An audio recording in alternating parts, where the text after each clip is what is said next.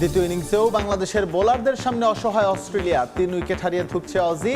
বড় লিডে ডারউইন টেস্টে চালকের আসনে লাল সবুজ। অস্ট্রেলিয়ায় নিজেদের যোগ্যতা প্রমাণ করেছে বাংলাদেশ, বললেন ইমরুল কায়েস।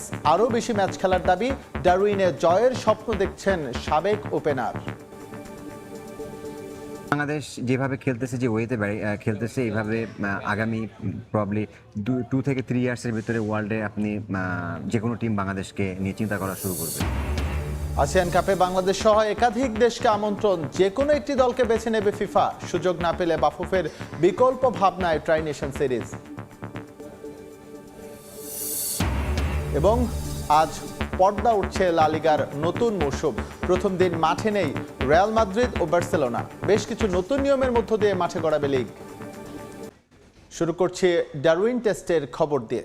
চালকের আসনে বাংলাদেশ। দ্বিতীয় ইনিংসেও টাইগার বোলারদের দাপটের সামনে অসহায় অজি ব্যাটাররা।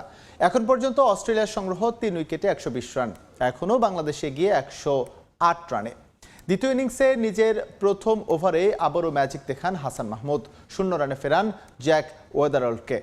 ট্রাভিস হেডও হন হাসানের শিকার। লাইন লেংথ ঠিক রেখে এবাদত তাসকিনও বড্ড চাপে রেখেছে অজিদের। মাঝে প্রতিরোধ করার চেষ্টা করেন স্টিভেন স্মিথ ও মার্নাস লাবুশেইন, কিন্তু তাইজুল ম্যাজিকে ভাঙে তাদের 36 রানের পার্টনারশিপ। এর আগে তৃতীয় দিনে শুরুতে মিরাজ হাসানের জুটি বড় হতে দেননি হ্যাজলউড। 92 বলে 14 রান করে বিদায় নিতে হয় হাসানকে। 17 রান করে ফেরেন তাইজুল ইসলামও। এক প্রান্ত আগলে রাখেন মিরাজ, তবে তিনিও তুলে নেন 50। পরে মিরাজের আউটের পর আর 8 রান যোগ করে 426 রানে থামে বাংলাদেশের প্রথম ইনিংস।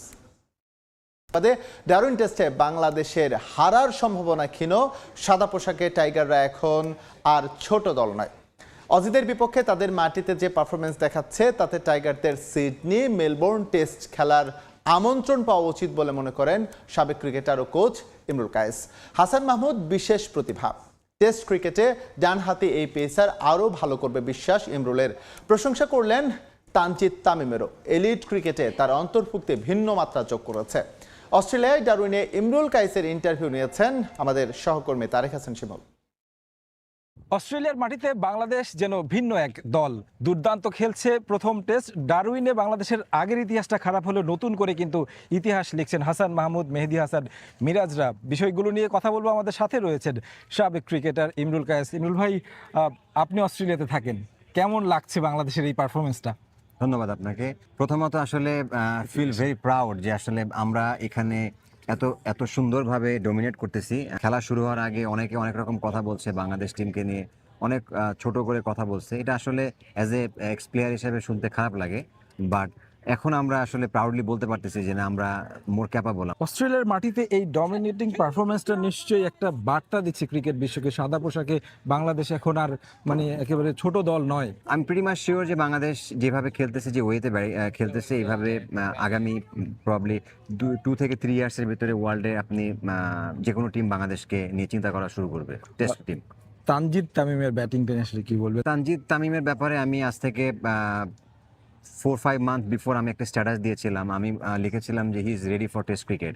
তো এটা নিয়ে অনেকে অনেক রকম সমালোচনা করেছিল, বাট অ্যাজ এ প্লেয়ার হিসেবে আসলে আমরা তো বুঝি যে আসলে কে কখন ক্যাপেবল, কারণ he is technically very sound player এবং ওর শর্টস খেলার অ্যাবিলিটি, ওর সাহস, আমি বলবো যে he is one of the best batsman এখন বাংলাদেশের। হাসান মাহমুদের কথা যদি বলি, কাউন্টি খেলে এসেছেন, এটার সুফল নিশ্চয়ই এখানে পাচ্ছেন। Hasan is been very good, because আমি ওর সাথে যখন থেকে খেলি ডোমেস্টিক ক্রিকেট, আমার কাছে মনে হয়েছে যে এই একটা বলার যে বাংলাদেশ থেকে অন্যান্য বলারদের থেকে ডিফারেন্ট একটা বলার।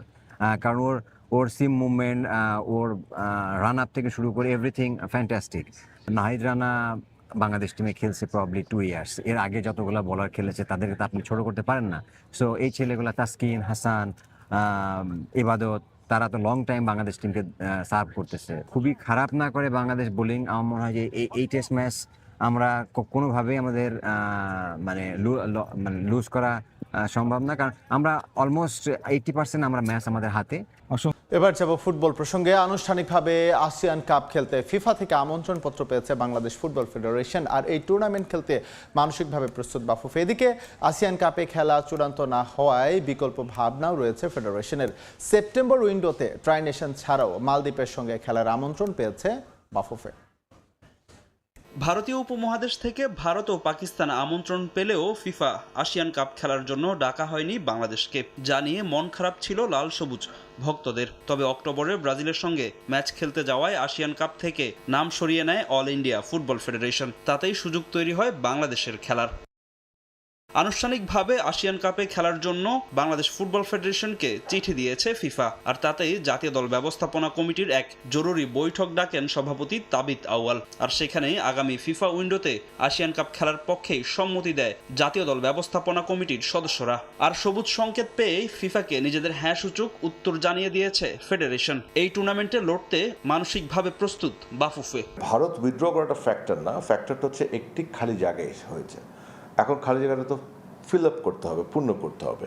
ডেফিনেটলি উই আর রেডি, কোনো সন্দেহ নেই এই ব্যাপারে। টেকনিক্যাল টিম, কোচিং স্টাফ, সভাপতি, এভরিওয়ান ইজ একমত। তবে আসিয়ান কাপ খেলতে বাংলাদেশের পাশাপাশি এশিয়ার বিভিন্ন অঞ্চলের বেশ কয়েকটি দেশকে আমন্ত্রণ জানিয়েছে ফিফা। তাই সেখানে বাংলাদেশের খেলা না খেলার পুরোটাই নির্ভর করছে ফিফার উপর। তবে বসে নেই বাফুফে। সেপ্টেম্বর উইন্ডোর জন্য বিকল্প ভাবনাও ভেবে রেখেছে ফেডারেশন। সাফের আগে এটা একটা প্রস্তুতি উইন্ডো। সো একটি অলরেডি সলিড অফার আমাদের কাছে আছে Kyrgyzstan, Lebanon, Bangladesh try nation.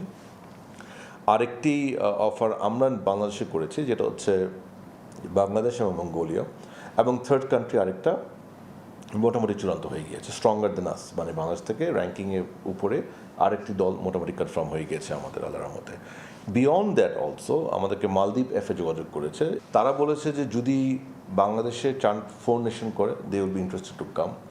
আবার তা যদি না করি, আমরা যদি দুটো খেলা বাংলাদেশে অন্য কোনো দেশের সাথে খেলি, তারপরে টাইম থাকে, ওই টাইমটাতে তারাও আমার সাথে খেলতে চায়। আগামী 24 সেপ্টেম্বর থেকে দক্ষিণ পূর্ব এশিয়ার 14টি দল নিয়ে 2 বিভাগে শুরু হবে ফিফা আসিয়ান কাপ, যেখানে প্রিমিয়ার ডিভিশনে অংশ নেওয়ার আমন্ত্রণ পেয়েছে বাফুফে। ইন্দোনেশিয়ায় অনুষ্ঠিত হতে যাওয়া এই টুর্নামেন্ট খেললে ফেডারেশন ফিফা থেকে পাবে 2 কোটি টাকা। জার্সি গায়ে মাঠে নামলেন যুব ও ক্রীড়া প্রতিমন্ত্রী আমিনুল হক। ময়মনসিংহে আন্তর্জাতিক মানের স্পোর্টিভ হাটার ফুটবল মাঠ উদ্বোধন করতে এসে সাতচই সতীর্থদের সঙ্গে খেলে পুরনো স্মৃতি যেন ফিরিয়ে আনলেন তিনি। ক্রীড়া প্রতিমন্ত্রী জানান, খেলাধুলাকে পেশা হিসেবে প্রতিষ্ঠা করতে সরকার যুগান্তকারী পদক্ষেপ নিয়েছে। গগন পণ্ডিতের ছবিতে ওবায়দুল হকের রিপোর্ট। জার্সি গায়ে মাঠে নামলেন জাতীয় দলের সাবেক গোলরক্ষক ও ক্রীড়া প্রতিমন্ত্রী আমিনুল হক। তবে গোলরক্ষক নন, খেলেছেন মিডফিল্ডার হিসেবে, উন্মাদনা যোগাচ্ছেন দর্শকদের। ময়মনসিংহের ব্রহ্মপুত্রের পাড়ে গড়ে তোলা হলো আন্তর্জাতিক মানের টার্ফ ফুটবল মাঠ। উদ্বোধন শেষে স্পোর্টিভার টার্ফের মুখোমুখি 2003 সালের সাফজয়ী তারকারা সাবেক সতীর্থদের সঙ্গে মাঠে নেমে ফুটবলের পুরনো স্মৃতি যেন ফিরিয়ে আনলেন ক্রীড়া প্রতিমন্ত্রী আমিনুল হক। জানালেন, প্রতিটি জেলায় কৃত্রিম খেলার মাঠ তৈরির পরিকল্পনার কথা। ইতিমধ্যে আমাদের সরকারের নীতিগত সিদ্ধান্ত রয়েছে যে আমরা ঢাকা শহরের প্রত্যেকটি ওয়ার্ডে এই ধরনের একটি টার্ফ মাঠ, বিভিন্ন জেলা শহরে এই ধরনের টার্ফ মাঠ করার একটি পরিকল্পনা আমাদের আছে। সো আমি মনে করি যে মারুফ ভাই যেটি শুরু করেছেন, এটাকে ধরে রেখে আমরাও অন্যান্য যারা সংসদ সদস্য আছেন বিভিন্ন জেলা বা বিভিন্ন বিভাগীয় শহরে আমরা এই ধরনের টার্ফ প্রতিষ্ঠিত করতে চাই। ময়মনসিংহ নগরীতে মাঠের সংকট দীর্ঘদিনের। এই বাস্তবতায় নিরাপদ ও মানসম্পন্ন ক্রীড়া পরিবেশ তৈরির লক্ষ্যেই টার্ফটি গড়ে তোলার কথা জানান উদ্যোক্তারা। আমাদের দেশের লোকজন সাধারণ খেলোয়াড় ছাড়াও তারা বেশ স্বাস্থ্য সচেতন হয়েছে এবং সেটা আগে শুধু ওয়াকিং এর ভিতরে ছিল, সেটা ফিজিক্যাল মানে ইন্টেন্স অ্যাক্টিভিটিতে চলে আসছে এবং ফুটবল খেলাটা সেরকম আমরা এটা করেছি। আমি বলতে পারি অনেকটা সিএসআর থেকে আসছে এবং কিছু